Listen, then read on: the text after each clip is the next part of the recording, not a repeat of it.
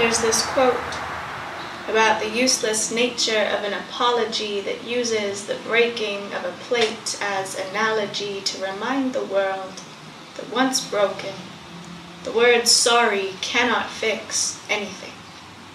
Not a plate, not a heart, not a relationship. I learnt this firsthand.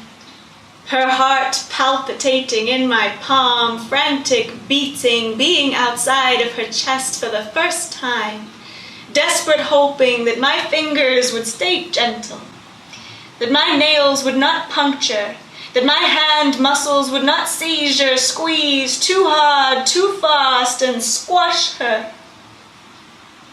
I did my best to hold her steady.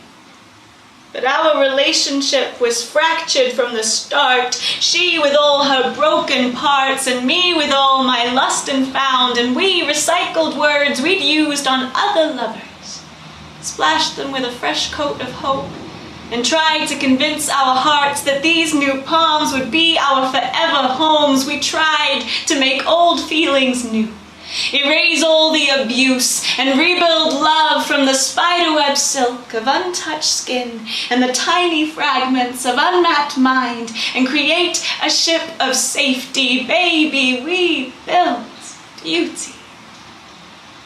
But we sailed too hard, pushed ourselves too far, and I tried so hard not to squeeze, I forgot to remember how not to let her fall, broken to the ground. I never understood how a bleeding organ could be seen as shattered or broken until I began finding shards of her still stuck between my teeth, beneath my fingernails, wrapped around my hair. 6 months later, I am still desperately sweeping the floors of my mind, but I cannot dust her out. I cannot mend her heart. She is more than broken plate, and I am so sorry I let us break. I keep my hands balled into fists now. They are not worthy of holding another heart, not strong enough to carry without breaking. I have dislodged the apology attempts from my mouth and moved them to my body. I allow them to be heard through my fingers only when I give them permission to caress her face, tracing her features softly. I try not to leave a bloodstain. But I am thief, and she is still searching for the pieces of her heart still in my body, hiding, and I cannot find them to give them back.